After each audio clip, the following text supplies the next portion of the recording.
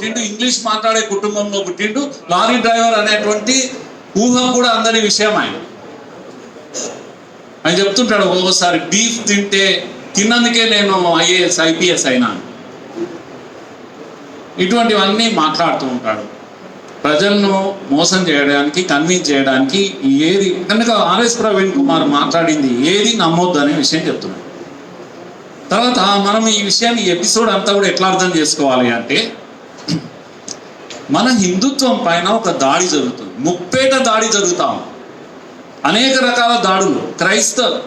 కమ్యూనిస్టులు ఏం చేశారంటే ఈ దేశంలో హిందుత్వాన్ని ఓడించే ప్రయత్నం చేసి అలసిపోయారు. కనుక ఇప్పుడు మోడీతో అసలు వాళ్ళు గొడవ పెట్టుకునే ఛాన్సే లేదు. ఆ బెంగాల్లో మిణుకున్న దీపం అక్కడ కేరళలో కొద్దిగా ఉంది, అది పోతుంది. కనుక ఎవరు కూడా కమ్యూనిస్ట్ అనేవాడు మీడియా ముందరికి వచ్చి నేను కమ్యూనిస్ట్ను మాట్లాడుతున్నా అంటే ఏం ప్రాబ్లం లేదు. నారాయణ ఉన్నాడు అనుకోండి, ముసలాయన, కోడి నారాయణ అంటారు. ఆయన వచ్చి మోడీని తిట్టుకుంటా కూర్చున్నాడు అనుకోండి, ఏం ప్రాబ్లం ఉంది చెప్పండి? చికెన్ నారాయణ. ప్రాబ్లం ఏముంది చెప్పు? నారాయణ మాట్లాడితే ఏం ప్రాబ్లం లేదు, మోడీని ఎంత తిట్టినా ప్రాబ్లం లేదు. ఎందుకంటే ఎవడు సీరియస్గా తీసుకోడు. నేను ఒక విషయం చెప్తున్నా మీకు, పచ్చి అబద్ధం చెప్పేటోడికి ఏ ప్రాబ్లం ఉండదు, పచ్చి నిజం చెప్పేటోడికి ఏ ప్రాబ్లం ఉండదు, అర్ధ సత్యాలు చెప్పే వాళ్ళతోటి చాలా ప్రాబ్లం. ఇప్పుడు ఈ దేశంలో కమ్యూనిస్టులు అందరూ కూడా ముసుగులు వేసుకొని కమ్యూనిస్టులు అని చెప్పే ధైర్యం లేదు. చెప్తే ఎవడు ఏమంటావు సీరియస్గా తీసుకోవాలి. కానీ ఏ కమ్యూనిస్టులోనికి ఈరోజు ఆ చరిస్మా లేదు, వాడు మాట్లాడితే వినేంత ఓపిక లేదు, విన్నా కూడా లైట్గా తీసుకుంటారు, వీడు ఇట్లనే మాట్లాడతారులే. నేను చాలాసార్లు చెప్తుంటా, వంది మాగదులు అని ఉండేవాళ్ళు ఓల్డెన్ డేస్. రాజుగారు వస్తుంటే సార్వభౌమ విజయీ భవ, అయ్యా నువ్వు పుట్టినప్పుడు ఆకాశం దద్దరిల్లింది, సూర్యుడు ఇదైపోయింది, ఇవన్నీ అంటుంటే జనం మన కూర్చున్న వాళ్ళు ఎవరైనా సీరియస్ తీసుకుంటారా? వానికి పేమెంట్ ఇచ్చిండ్రు అట్లా మాట్లాడడానికి. కనుక ఈ రాజుగారు పుట్టినప్పుడు సూర్యుడు ఏం కాలేదు, అబద్ధం ఇది అంతా కూడా, పచ్చి అబద్ధం. అయినా ప్రాబ్లం లేదు అని అంటున్నా. మిస్లీడ్ చేయడం లేదు వాడు.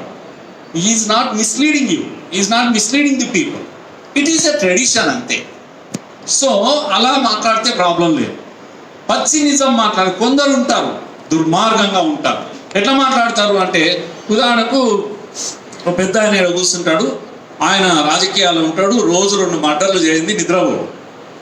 కానీ ఇంట్లో 2 కుక్కలు పెంచుకుని ఉంటాడు, వాటికి అప్పుడప్పుడు గువ్వ పెడుతుంటాడు, ఇది చేస్తుంటాడు, ఎత్తుకుంటుంటాడు. ఇక నేను స్టార్ట్ చేస్తా స్పీచ్.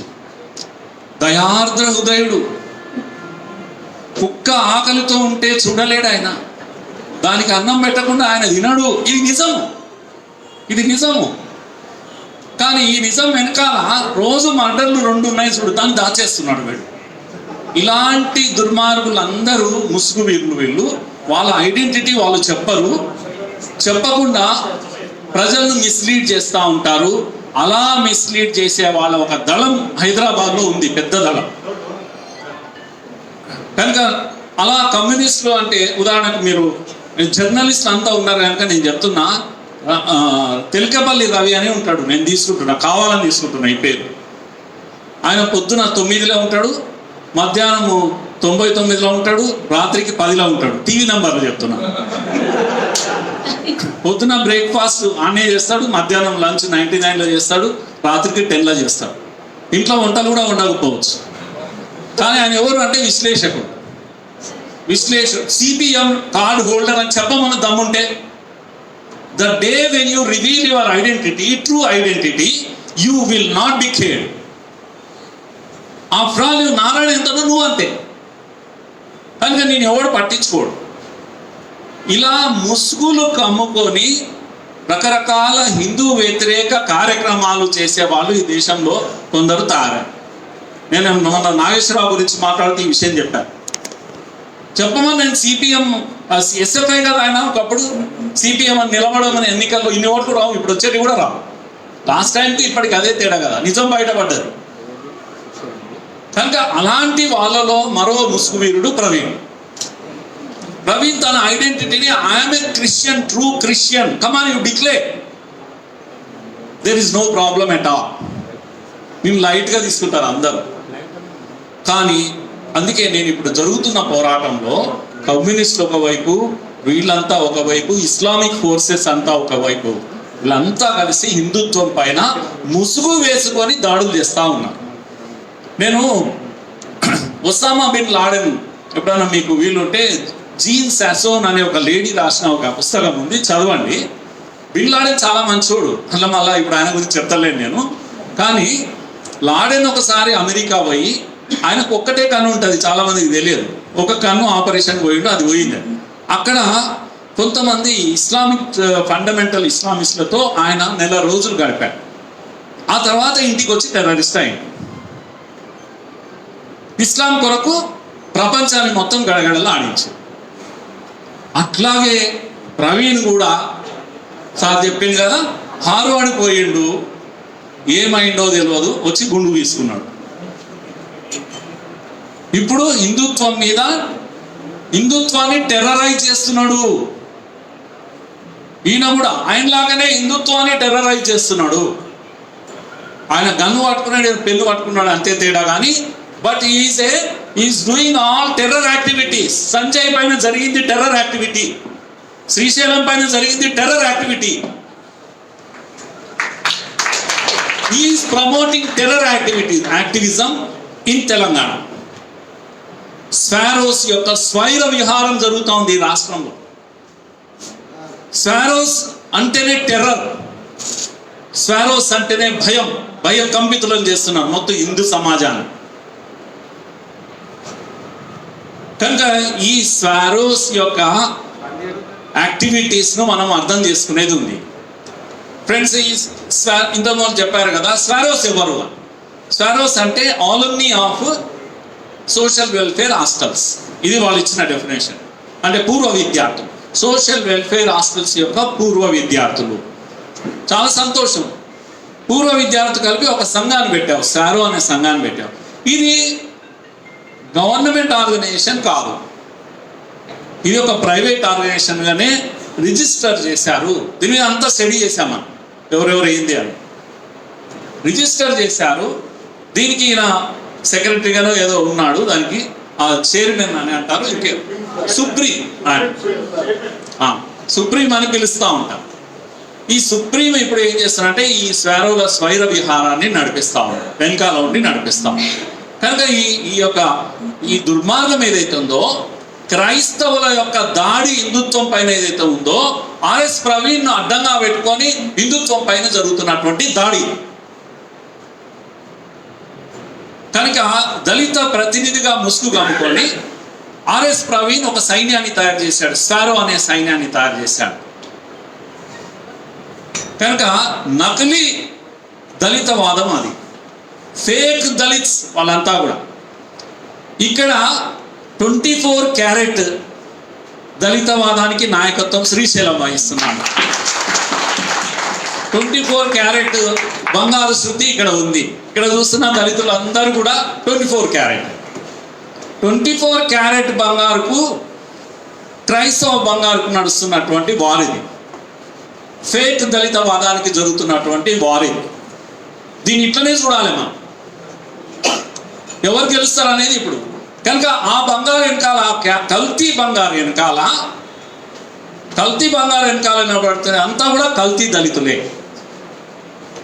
స్వచ్ఛమైన బంగారు వెనకాల నిలబడేది హిందువులే, స్వచ్ఛమైన హిందువులే నిలబడాల్సిందే. ఇప్పుడు నిలబడాల్సిందే, ఈ వార్ జరగాల్సిందే.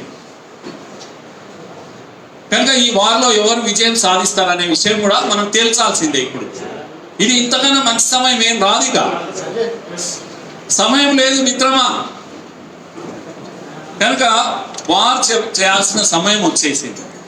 ఇంతకుముందు మన ప్రసాద్ గారు, దేవిక వీళ్ళంతా మాట్లాడారు, చాలా విషయాలు వచ్చాయి. కనుక నేను ఎక్కువ కవర్ చేయకుండా, ఎక్కువ విషయాలు మళ్ళీ రిపీట్ చేయకుండా నేను చెప్పేది ఏంటంటే, ఈ స్వారోలు అనే స్వైర విహారం చేస్తున్న స్వారోలు, నేను ఇంగ్లీష్లో నేనేమంటా అంటే వీళ్ళు లంపెన్ ఎలిమెంట్స్ అంట. లంపెన్ ఎలిమెంట్స్ ఈ సమాజం మీదకి వదిలాడు. దోచుకోండి. ఇక్కడ సార్ చెప్పాడు కదా, 80,000 కోట్ల ఎంత బడ్జెట్ ఉంది, దోచుకోండి. దోచుకున్న వాడికి దోచుకున్నంత నడిపిస్తున్నారు. కనుక ఎవరైతే దీంట్లో మళ్ళా మాదిగలే ప్రమోట్ చేస్తున్నారు. మాలను డివైడ్ చేశారు, చేసి రాజ్యాలను ఇచ్చారు. ఒక్కొక్క జిల్లా కూడా ఎన్నుకోవాలని. సార్ వస్తున్నాడు అంటే అక్కడ పనిచేసే విద్యావేత్తలైనటువంటి టీచర్లు, పోస్ట్ గ్రాడ్యుయేట్స్, పిహెచ్డి చేసినటువంటి టీచర్స్ కూడా గజగజ వనకాలే. డిఓ వస్తే భయపడతలేరు ఎవరు కూడా. సారో అన్న వస్తున్నాడంటే భయపడుతున్నారు. చదువురాని సారోలు వీళ్ళంతా కూడా మళ్ళా వచ్చి మొత్తం విద్యా సంస్థలను గడగడలాడిస్తూ ఉన్నారు. ఎందుకంటే వాళ్ళకు లక్షల కాంట్రాక్ట్స్ వస్తూ ఉన్నాయి. ఇది ఎక్కడి వ్యవస్థ అని అడుగుతున్నా. మీ రాజ్యాంగంలో ఉందా? ఇది మీ రూల్ బుక్లో ఉందా? కనుక వీళ్ళు ఇప్పుడు ఏం చేస్తారంటే అన్నను కాపాడుకోనికే ఎంతటికైనా తెగించి, ఇగో బండి సంజయ్కి దీనికి సంబంధం ఏంది, ఆడపోయి అటాక్ చేస్తారు. శ్రీశైలం ప్రెస్ మీట్లో మాట్లాడుతుంటే దాడి చేస్తారు వీళ్ళు. కనుక వీళ్ళంతా కూడా స్పారోలు చాలా మంది రేపిస్టులుగా ప్రూవ్ అయ్యారు. నేను ఆ దామోదర్ స్పారో ఇంటర్నేషనల్ ప్రెసిడెంట్, ఆయన హెచ్సిలో చదువుకున్నాడు. ఇంటర్నేషనల్ ప్రెసిడెంట్ చేసింది ఏంటి అంటే ఆయన భార్యకు గౌల్జెట్టి అనేటువంటి ఒక గురుకులంలో ఆమెకు జాబ్ ఇప్పించి, వాళ్ళ సరే కదా ఇప్పుడు పంచేటోడు ఏమంటాము మనోడైతే వడ్డించేటోడు మనోడు ఉన్నాడు కనుక అన్నీ అందుతాయి. భార్యకు ఉద్యోగం ఇప్పించుకున్నాడు, ఆమెను అక్కడ పెట్టిండు. ఈయన పోయి మరి ఎవరి దగ్గర ఉంటాడు? భార్య దగ్గర ఉంటాడు సహజంగా కనుక. భర్త హాస్టల్లో ఉన్నాడు. ఒక్కొక్క అమ్మాయిని ఎంజాయ్ చేస్తూ పోయాడు. చిన్న పిల్లలను ఎంజాయ్ చేశాడు. అమ్మాయిలు రివీల్ చేశారు, తల్లిదండ్రులు చెప్పారు, ఏం చేస్తున్నారు అనే విషయం చెప్పారు. మీడియాకు వచ్చింది, అన్నీ వచ్చినాయి కదా. పోస్కో కేసు పెట్టాలి కదా, మరి ఇంకేదైనా కేసు పెట్టాలి కదా. ఏడున్నాడు దామోదర్ సార్, 7-4 బయట తిరుగుతాము. ఈ ఐపీఎస్ ఆఫీసర్ తన అధికారాన్ని ఉపయోగించి ఇలాంటి వాళ్ళని అందరినీ కూడా కాపాడుతూ ఉంటాడు. ఒక దామోదర్ ఒక్కడే కాదు, చాలా మంది ఉన్నారు. నాకు గుర్తుండింది. ఇటువంటి ప్రతి ఇష్యూలో నేను ఉన్నాను కనుక, నేను శ్రీశైలం చేసే ఇష్యూలో నేను ఉన్నాను కనుక నాకు గుర్తుంది. కోన రవి, ఆదిలాబాదు జిల్లా, ఇలాంటివి చాలా 100 పేర్లు ఉన్నాయి. ఎవరు? రేపిస్టు స్వారోల సంగతి ఎవరు అడగాలి ఈ రాష్ట్రంలో? కనుక ఈ ప్రభుత్వం ఎందుకు కొరకు ఉంది? నేను ప్రభుత్వాన్ని లాస్ట్ నేను చెప్తాను. ప్రభుత్వం సంగతి కూడా ఎందుకు నోరు మూసుకోను. సరిత, కేసీఆర్ బలహీనత గురించి నేను మాట్లాడతాను. సరిత అన్న అమ్మాయి రేప్ కాబడ్డది పాపం. దేశంలో నేను అనుకుంటా మొదటిసారి ఆమె బ్యాండిట్ క్వీన్ ఉండే కదా, ఆమె పేరు పూలం దేవి పైన కూడా అన్ని రేపులు కాలేదు. హైయెస్ట్ ఆమె 22 రేప్స్ ఎంత ఉన్నాయి, 23 రేప్స్ అని, 130 రేప్స్ అని ఆమె స్వయంగా రాసిచ్చింది, లిస్ట్ ఇచ్చింది. రేపిస్టుల లిస్టులో మీరు కనుక చూస్తే A1 కానుంచి మొత్తం A1, A2, 3 టాప్ లో ఉన్నటువంటి వాళ్ళంతా నాగు నాయక్, మీసాల సుమన్, వీళ్ళంతా సోకాల్ నేషనల్ ఇంటర్నేషనల్ స్వారో రేపిస్ట్. ఈ కేసు ఇక్కడే అమీర్పేటలో పోలీస్ స్టేషన్లో రిజిస్టర్ అయినప్పుడు కేసు అదేంటి ఎఫ్ఐఆర్ అయింది. ఎఫ్ఐఆర్ అయితే పోలీసులు ఏం చేయాలి? 7 వీళ్ళు దాచుకోలేదు. వీళ్ళంతా కూడా ఒకడేమో ట్రైబల్ గురుకులాలో పనిచేస్తున్నాడు మీసాల సుమన్, ఇప్పుడు కూడా. తర్వాత ఈ నాగు నాయక్ అనేవాడు మిర్యాల కూడా పోలీస్ స్టేషన్లో పోలీసు వాడు, కానిస్టేబుల్. వాళ్ళు ఎక్కడేమో హైడ్ కాలేదు. కానీ డిపార్ట్మెంట్ నుంచి ఎక్కడి నుంచి ఏం సపోర్ట్ వస్తుందో తెలియదు. ఎవరిని అరెస్ట్ చేయరు, కేసు ఏం కాదు, మధ్యలో అటు ఇటు చేసేసి ఇదంతా ఫాల్స్ కేసు అని చెప్పేసి ఆ అమ్మాయి ఒక్కది కనుక ఆ అమ్మాయి వెనకాల ఎవరు నిలబడలేదు. ఒక ట్రైబల్ గర్ల్. నేనేమంటున్నా అంటే ఆ అమ్మాయి క్యారెక్టర్ బాగాలేదన్నారు చాలా మంది. దుర్మార్గం అని అంటున్నారు. రేపు జరిగిందా, ఎంతమంది చేసిందా, ఇది లెక్క కాదు. ఒక లేడీ తనకు జరిగినటువంటి విషయం చెప్పుకోదు, కానీ పోలీస్ స్టేషన్లో వచ్చి రిజిస్టర్ చేసి పేర్లు రాసిచ్చిన తర్వాత అమ్మాయి క్యారెక్టర్ గురించి మాట్లాడతారా మీరు? కేసు ఎంక్వైరీ చేయాలి కదా, కేసు ఎంక్వైరీ చేసి రిజిస్టర్ కావాలి కదా, కోర్టుకు వెళ్ళాలి కదా. ఏది కాలేదు ఈ రాష్ట్రంలో, ఏది కాదు. ఆర్ఎస్ ప్రవీణ్ కుమార్ హస్తం వెనకాల ఉంది అంటే ఇలాంటి రేపిస్టులకు అందరికి కూడా అండగా నిలబడతాడు. ఎవరికి ఏ ఇష్యూ లేదు. ఇలాంటి కాంట్రాక్ట్ల గురించి వీటి గురించి నేను అంత డీప్గా వెళ్ళను కనుక ఇప్పుడు నేను పాయింట్కి వస్తున్నా. అసలు ఆర్ఎస్ ప్రవీణ్ కుమార్ ఇంత ఎత్తుకు ఎట్లా ఎదిగాడు అని అంటే నేను కేసీఆర్ గురించి చెప్పాల్సి వస్తుంది. కేసీఆర్ కుటిల రాజకీయాలకు పెట్టింది పేరు. ఆయనకు రాజకీయమే పరమావధి, అధికారమే సర్వస్వం. దీనికోసం ఏదైనా తెగిస్తారు. దీనికి బెస్ట్ ఎగ్జాంపుల్ ఆన్ రికార్డ్ చెప్తున్నా నేను. నిజామాబాద్ ఎన్నికల్లో లక్ష్మీనారాయణ గారు బీజేపీ నిలబడ్డప్పుడు కేసీఆర్ వీళ్ళంతా సపోర్ట్ చేశారు. అప్పుడు డి శ్రీనివాస్ను ఓడగొట్టడానికి నేను విన్నటువంటి క్లోజ్ సర్కిల్లో నేను విన్నటువంటి పేరు ఏందని అంటే, వీరు ఒక సందర్భంలో ఒక రోజులో 2 రోజులు ఎన్నికలు ఉన్నాయి, గెలవాలంటే ఇట్లా కాదయ్యా, మీరు కాస్త ఒకరినో ఇద్దరినో ఎవరిని ముస్లిమ్స్ కొంత ఇచ్చేస్తే అప్పుడు వాతావరణం మారిపోతుంది, ఓట్లు వేస్తారు అని అన్నట్టు విన్నాను. నేను చాలా క్లోజ్ సర్కిల్లో విన్నాను. ఇంత కుటిలంగా ఆలోచించారు పాపం వీళ్ళు అమాయకులు, బండి సంజయ్ లేకపోతే బీజేపీ వాళ్ళు. కానీ కేసీఆర్ ఇట్లా ఆలోచిస్తారు అనడానికి నేను ఎగ్జాంపుల్ చెప్తాను. ఇంత కుటిలంగా ఆలోచిస్తారు. హిందుత్వ పార్టీలు అనుకున్న వాళ్ళు వీళ్ళు ఆలోచించారు అట్లా. మళ్ళీ అదే రోజు సాయంత్రము లాస్ట్ సభలో పబ్లిక్ మీటింగ్ జరుగుతుంటే డ్రామా ఎంత చేస్తారంటే, ఆ కరెక్ట్గా అజా వస్తారు కదా, ఆ టైంలో ఆయన స్పీచ్ ఆపేసి కూర్చుంటాడు పబ్లిక్లో ఫేస్ ఒకటి, ప్రైవేట్ ఫేస్ ఒకటి కేసీఆర్. దుర్మార్గుడు రాజకీయం కోసం ఏదైనా చేస్తాడు, ఎంత దూరమైనా వెళ్తాడు. అందుకే ఎంఐఎంని అడ్డం పెట్టుకొని, ఎంఐఎంని ఓవైసీని అడ్డం పెట్టుకొని ఈరోజు ఈ రాష్ట్రంలో ఎన్నికల్లో తాను ఫెయిల్ చేస్తూ ఉన్నాడు. బైన్సాలో ఏం జరుగుతుంది, అక్కడ ఈయన వ్యవహారం ఎట్లుంటుంది, పాత బస్తీలో ఎట్లుంటుంది, అన్ని విషయాల్లో అలయన్స్, పబ్లిక్ కనబడని అలయన్స్ ఎట్లా నడుస్తుంది జిహెచ్ఎంసీలో మనం చూసాము. ఇది రాజకీయం, కేసీఆర్ యొక్క రాజకీయం. ఇది ముస్లింలను ఓటు బ్యాంక్గా మాట్లాడేటువంటి రాజకీయం. దీనికోసం హిందువులు ఏమైనా సరే లెక్క కాదు. దీనికోసం కావాలంటే ఒక యజ్ఞం ఎక్స్ట్రా చేస్తాడు. దీనికోసం గాలిగుట్టకు 2 సార్లు వెళ్ళి వస్తాడు. ఈ పర్సెప్షన్ పాలిటిక్స్ అంటాం కదా, అవగాహన, ప్రజల యొక్క అవగాహనను మాయ చేసి పర్సెప్షన్ పాలిటిక్స్ లో దిట్ట కేసీఆర్. ఏ రోజు కూడా పుట్టింది వచ్చి సత్యంత వరకు కాంగ్రెస్ ను వదిలిపెట్టని పివి నరసింహరావు కూడా పింక్ కండువా కాపిన మనవాడు ఒక కేసీఆర్. ఇలాంటి కొత్తది ఇప్పుడు హనుమాన్ చాలీసాను కనుక ఇలా రంగులు మార్చి, ఊసరి వెళ్ళి కన్నా దారుణంగా రంగులు మార్చి ఇలాంటి పర్సెప్షన్ పాలిటిక్స్ లో ప్రజల అభిప్రాయాలను కూడగట్టడంలో ఇంటర్నల్ పాలిటిక్స్ వేరే చేస్తూ ఎలా అయితే ఇస్లాంను వాడుకుంటున్నాడో, ఎంఐఎంను వాడుకుంటున్నాడో, అలాగే దళిత రాజకీయం విషయంలో కూడా కేవలము మందకృష్ణ మాదిగా ఒక్కడు పాపం కేసీఆర్ అమ్ముడు పోలేదు.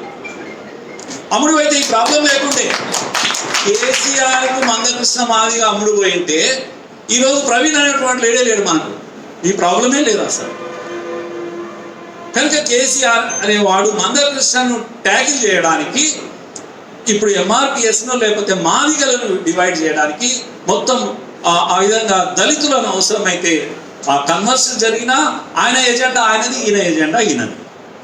ఈయన ఎజెండా ఏంది అంటే డివైడ్ చేయాలి. వంగపల్లి సీనిగాని వీళ్ళు, వాని పార్టీ జీన్స్, ఎంఆర్పిఎస్ వీల్స్ ఎన్ని చేశాడు, ఎంతమందిని తీసుకొచ్చాడు.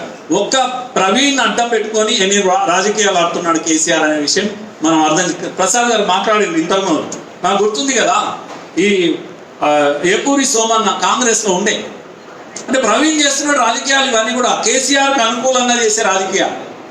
సో కాంగ్రెస్లో ఉన్నవాడిని తీసుకొచ్చి అదేంటి జ్ఞానయాత్ర అనే ఒక కార్యక్రమం పెట్టి ఆయన చేతిలో ఒక 50 లక్షల డబ్బు పెట్టి, ప్రభుత్వ డబ్బులు ఇవన్నీ కూడా, జ్ఞానయాత్ర నిర్వహిస్తాడు. దళితుల జ్ఞానయాత్ర, వాడు అజ్ఞాని, చదువే రాదు.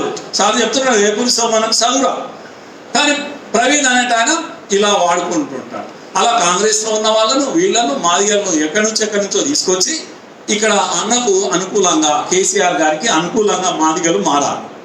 ఎందుకంటే మందకృష్ణ మాదిగను ఎదుర్కోవడం చాలా ప్రాబ్లం ఉంది.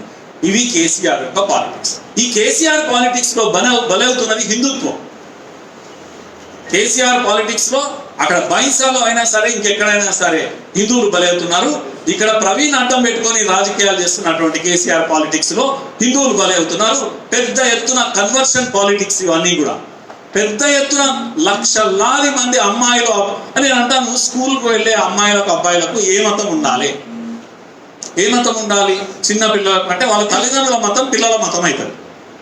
పిల్లలు ఏ మతం ఉంటుంది అంటే తల్లిదండ్రులు ఇంట్లో పాటించే మతమే వాళ్ళ మతం. కానీ ఈయన ఎవరు స్కూల్లో కొత్త మతాన్ని వాళ్ళకి ఇవ్వడానికి ఏ హక్కు ఉంది అని అడుగుతున్నాను నేను. ఇది ఎవరు ప్రశ్నించాలి అని అంటున్నా. సో ఫైనల్గా నా పాయింట్ ఏంటంటే, ఇప్పుడు జరగబోయే దీంట్లో స్వారో యొక్క యాక్టివిటీస్ పైన, స్వారో యొక్క రేపుల పైన, స్వారో యొక్క కాంట్రాక్ట్స్ పైన, స్వారో యొక్క దుర్మార్గాల పైన, స్వారో యొక్క మత మార్పిడుల పైన, వీటన్నిటిపైన ఒక న్యాయ విచారణ జరగాలి. ఇది మన డిమాండ్. ఇది న్యాయ విచారణ జరగాలి. ఇది ప్రభుత్వ సంస్థన ప్రైవేట్ సంస్థన అని తేల్చాలి. ఈ యొక్క ఎవరు ఆర్ఎస్ ప్రవీణ్ యొక్క రోల్ ఏందో, దీంట్లో ఈ పాత్ర ఏందో తేల్చాలి. వీటి అకౌంట్స్ వ్యవహారం కూడా తేల్చాలి. ఎక్కడి నుంచి డబ్బులు వస్తున్నాయనే విషయం కూడా తేల్చాలి. టోటల్గా ఇదంతా తేల్చడానికి ఈ యుద్ధంలో అవసరమైతే స్వారో ఒక సైన్యం అయితే మనము శంకరన్ సైన్యాన్ని స్థాపించాలి. యాక్చువల్గా ట్రూ స్పిరిట్ ఆఫ్ గురుకులాస్ ప్రారంభించిన వాడు మహాత్ముడు శంకరన్. కనుక ఈయన కొత్తగా వచ్చి గురుకులాలు ఈయన స్టార్ట్ చేసేది కాదు. కనుక వీటికి పునాది వేసిన వాడు శంకరన్ ఒక మహాత్ముడు. అప్పటి నుంచి కూడా గొప్ప రిజల్ట్స్ వస్తున్నాయి. దీని మీద కావాలంటే మీరు విచారణ చేయించండి. పురోహిత్య ఎక్సలెంట్ రిజల్ట్స్ ఇచ్చినాయి. దయచేసి గుర్తు పెట్టుకోండి. ఎక్కడ మనసులో ఇటువంటి అభిప్రాయం ఉండదు. ఈయన వచ్చాక రిజల్ట్స్ నథింగ్. ఈయన రాకముందు కూడా అదే ట్రాక్ రికార్డ్ గురుకులాలది ఉన్నది. ఈయన వచ్చి కొత్త బ్రాండ్ ఇమేజ్ శంకరన్ ఈ రోజు నేను చెప్తే కూడా, లేకపోతే సార్ చెప్తే కానీ మనకు తెలుస్తుంది శంకరన్ బ్యాక్గ్రౌండ్ ఏంటి. ఆయన అన్నాడు అంటే అంత అనామికంగా ఉన్నాడు. ఆయన కూడా అయితే ఐఏఎస్ ఆఫీసర్, గొప్ప IAS officer, chief secretary. Yes, ఈయన మామూలు ఐఏఎస్ కాదు, చీఫ్ సెక్రటరీ ఎవరు కూడా తన పబ్లిసిటీ కోరుకోలేదు. దయచేసి మీరు ఇది కూడా గుర్తుపెట్టుకోవాలి.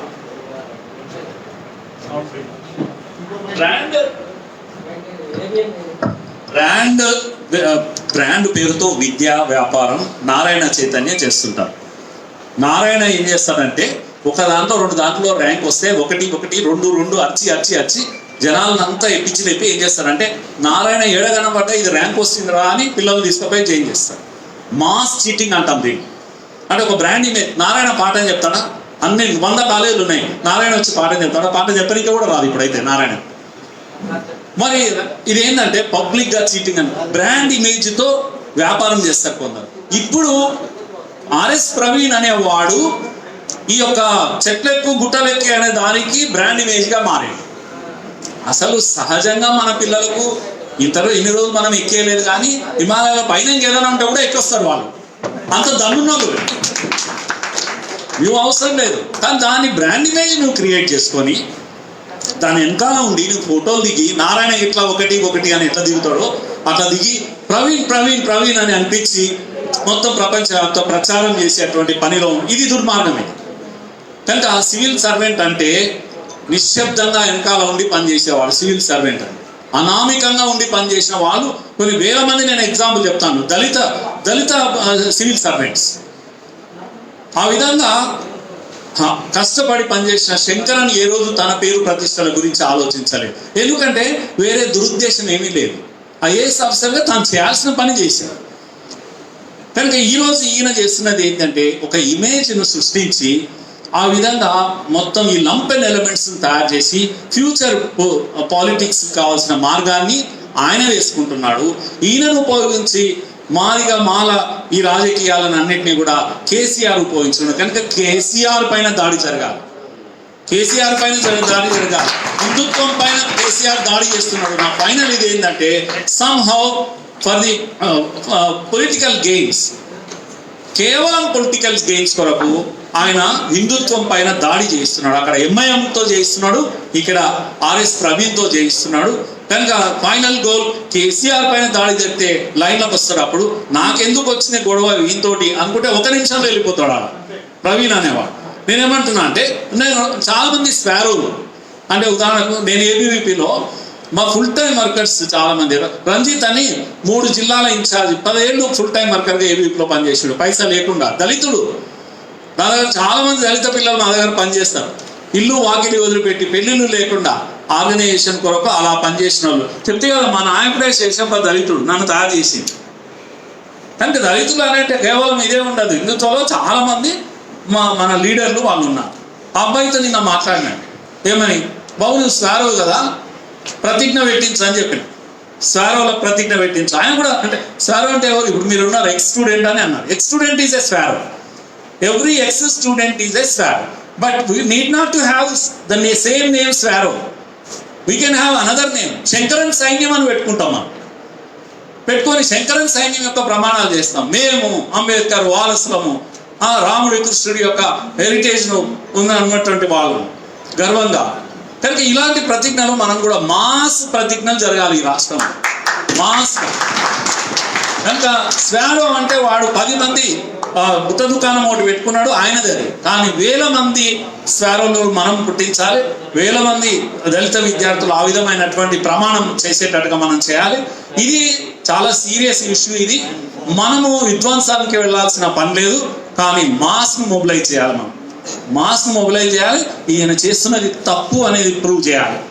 కనుక కుట్రలు కుతంత్రాలు ఈరోజు ఈ దేశంలో నేను ఎక్కువ సమయం లేదు కనుక చెప్పేది ఏంటంటే, ఇలాంటి కుట్రలు, ఉదాహరణకు మన కంచె ఐలయ్య ఉంటాడు, ఆయన ఏం చేస్తాడు, భీమ్ డ్రమ్ అనే ప్రోగ్రాం పెడతాడు. ఈయన ఏం చేస్తాడు, భీమ్ పేరున రాజకీయాలు నడుస్తున్నాయి ఈరోజు. యాకూబ్ మెహమాన్ యొక్క వర్ధంతి సభ హైదరాబాద్ సెంట్రల్ యూనివర్సిటీలో ఎవరు చేస్తారు,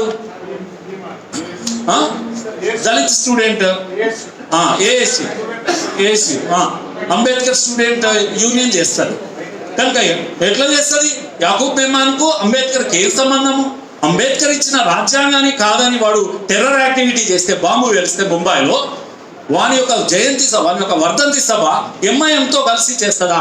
ఏఎస్యు అంబేద్కర్ స్టూడెంట్ యూనియన్ అంబేద్కర్ పేరు పెట్టుకొని టెర్రరిస్టులతో చేయగలుగుతారా?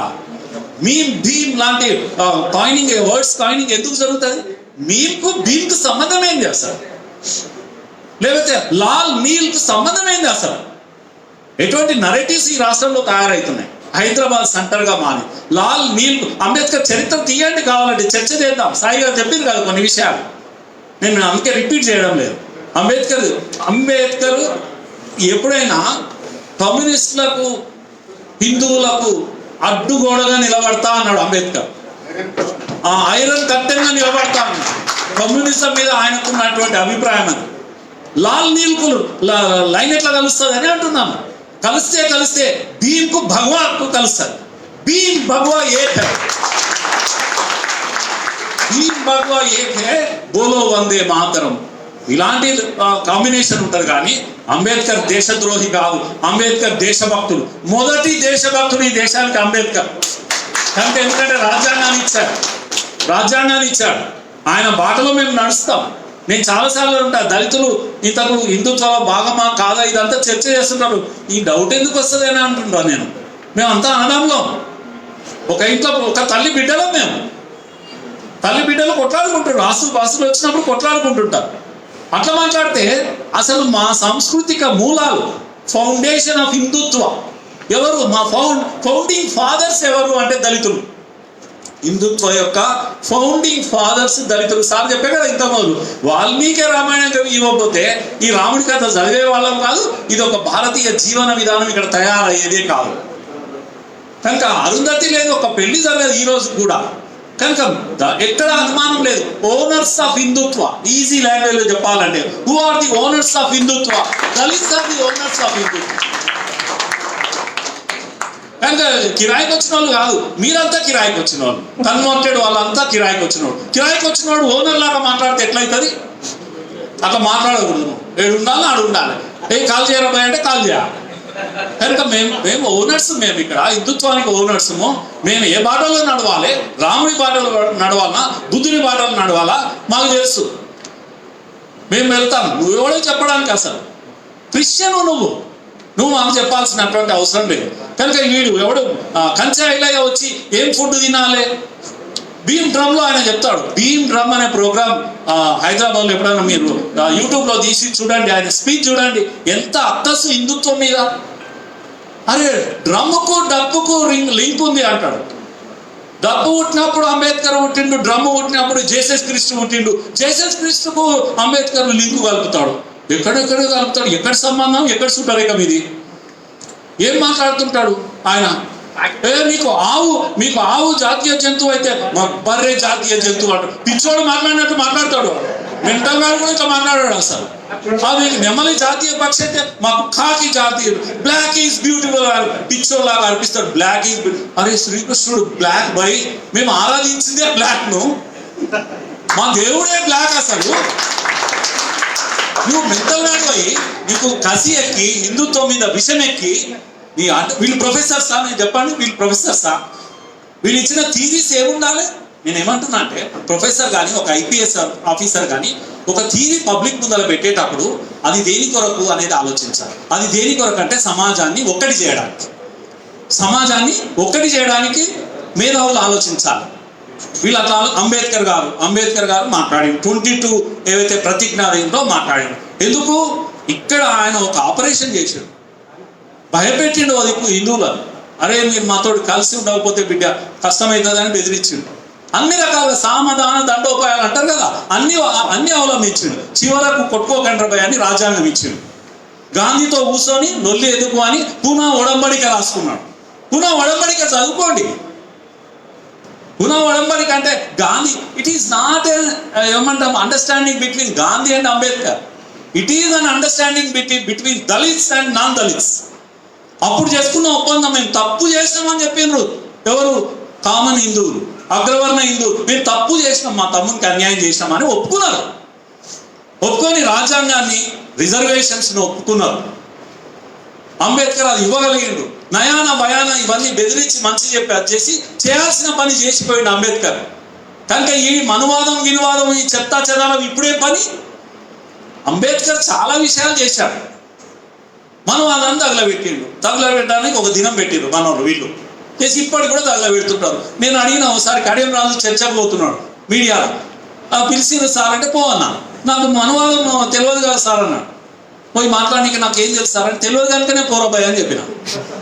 అది పోయిండు. పోయినాక వాడు అటాక్ చేసిండు, మనం ఇట్లా చెప్పిండు అట్లా చెప్పిండు, చోళ సీసం పోయి చెప్పిండు, అంతా చెప్పినాక మీరు మనువాదులు అని రాజుని అన్నాడు. రాజు ఏమన్నాడు? కడియం రాజు అన్న నువ్వు మనువాదం ఇంత చెప్తావు కదా, నాకు ఏం తెలియదు కనుక నేను మనువాదం కాదు, మొత్తం తెలుసు కనుక నువ్వే మనువాది అని చెప్పాడు. ఎవరికి తెలిసిపోయి హిందువులకు మనువాదం మేము మర్చిపోయినాం. మేము అంబేద్కర్ రాజ్యాంగాన్ని పట్టుకున్నాం, మీరు మనువాదం పట్టుకొని ఊగుతున్నారు దేశం అంతా. ఇంకా హిందువులను చీల్చడానికి, దళితులను విభజించడానికి, విషం నూరిపోయడానికి ఇవన్నీ రాజకీయాలు, క్లాండెస్టైన్ పాలిటిక్స్ ఇవన్నీ కూడా నడుస్తూ ఉన్నాయి. వీటిని అర్థం చేసుకోవాలి. అయితే ఇప్పుడు మనకు కావాల్సింది ఏంటంటే మన నరేటివ్ను ప్రాపర్గా ప్రజెంట్ చేయగలగాలి. ప్రాపర్గా మన దళిత సోదరులు సోషల్ బ్యాక్వర్డ్నెస్ కారణంగా పాపం ఒక పెద్ద ఐఏఎస్ ఆఫీసర్ చెప్తున్నాడు కనుక అది నిజమే అని అనుకుంటారు. కనుక ఇప్పుడు మనం ఏం చేయాలి? మనం ఏం చెప్పాలి? ఏం చెప్తే కరెక్ట్, ఏం చెప్తే వింటారు. మన వాళ్ళు భయపడిన దగ్గర మాట్లాడుతున్నారు. సార్ సోషల్ మీడియాలో మొత్తం పెడుతున్నారు సార్. అదే పెట్టని పోయి నువ్వు ఎలా పెట్టు, నువ్వు ఆలోచించు. కనుక ధైర్యంగా నిలబడి ఈ కౌంటర్ చేయాలి. ఇంటలెక్చువల్ కౌంటరింగ్ అంటాం, అది చేయాలి. మనం ఇంటలెక్చువల్ అటాక్స్ చేయాలి. మనము ఆ విధంగా మన నరేటివ్స్ తయారు చేయాలి. మన నరేటివ్స్ తయారు చేసేటప్పుడు దయచేసి నేను రిక్వెస్ట్ చేస్తున్నాను అంటే మీరు పొరపాటున కూడా హిందువులుగా ఐడెంటిఫై అయ్యి దళితుల పైన దాడి చేసే మాటలు మాట్లాడాలి. జాగ్రత్తగా ఉండాలి. మీరు ఎవరు అని అంటే మీరు దళితులు ఫస్ట్. హిందూ దళితులు స్వచ్ఛమైన 24 క్యారెట్ దళితులు. ఇప్పుడు మనము కల్తీ దళితుల పైన దాడి చేస్తా ఉన్నాం. దీంట్లో క్లారిటీ ఉండాలి మాట్లాడేటప్పుడు. ఇక్కడ సామాన్య హిందువు కూడా గాయపడకూడదు. కనుక అలాంటి ఒక అటాకింగ్ నేర్చుకోవాలి. మనము పక్కా నరేటివ్స్ తయారు చేయాలి. ఇంతకన్నా గొప్ప అవకాశం రాదు. కనుక చాలా అద్భుతమైన రౌండ్ టేబుల్ సమావేశం జరిగింది. ఎంత బ్యూటిఫుల్ ఇన్పుట్స్ ఇచ్చారు అందరు కూడా మాట్లాడిన వాళ్ళు. నాకు ఈ అవకాశం ఇచ్చినందుకు అందరికీ పేరు పేరున ధన్యవాదాలు.